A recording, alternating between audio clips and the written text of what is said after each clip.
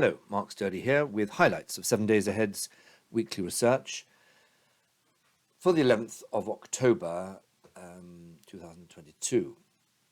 Let's look at the summary. And we remain bulls of the dollar and bears of most things. In particular, we're bearish of the euro and we're bearish of the dollar yen. We're slightly less bearish of the dollar sterling. I think broadly speaking, though, we're bearish of all currencies.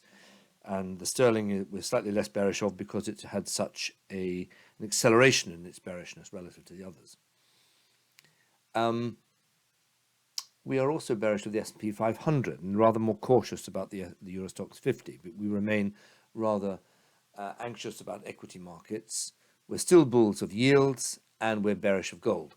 The three markets I think I'd like to look at in particular would be dollar sterling. We remain sort of bearish of it, but not as bearish as the others. Here's the big picture, the breakdown through these lows, the test, and but not close beneath the 105.20 level, the very low level of the 1980s. There was a bounce. It bounced quite radically, actually. Here's in the day chart. We bounced right up to 114. It failed there. That's the first level of resistance.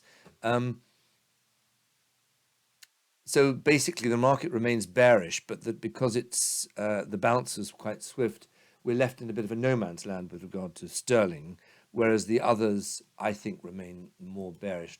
Dollar euro very quickly, and we'll see the dollar euro in the daily chart rallied and failed. The trend very much still in place. I think the Euro Stoxx 50 is worth looking at.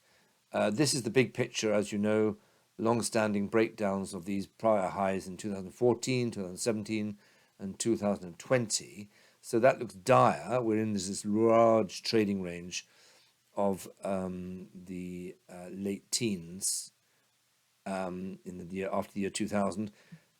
We're on the cusp of completing a triangle. I know there have been several bear triangles inside here which haven't worked. This remains a good one, though, I think, and if we have a close beneath, which we haven't had yet, that would accelerate it down. The S&P 500 is more bearish, I think. Let's just quickly look at that. Its rally was abandoned quicker, notwithstanding a key day reversal here. The rally is okay. We need some a weekly. We've had our weekly close beneath in the way that we haven't had in the Dow Jones Euro Stoxx. So just pausing there. The rally was a large trading range week, closed right on the level. So that wasn't exactly a compelling piece of evidence for bouncing off the prior low. And we're once again opening at the beginning of this week lower. So I'm bearish of the S&P in a way. I'm not quite of Euro Stoxx 50, but there is a very powerful bear pattern close to being completed in the Euro Stoxx, which should be closely watched. There's the detail, how it gave up.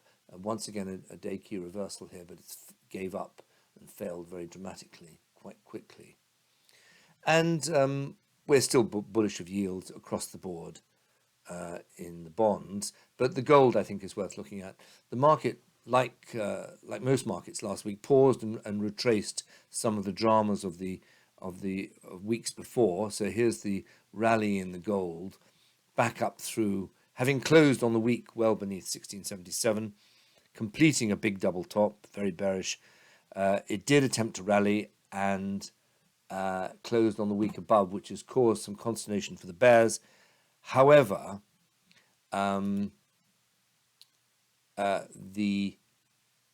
giving up of that suggests, I think, a weekly close. There will be no substantial weekly close above the important level in the weekly chart, and suggests that the rally has failed. So we remain bearish of gold.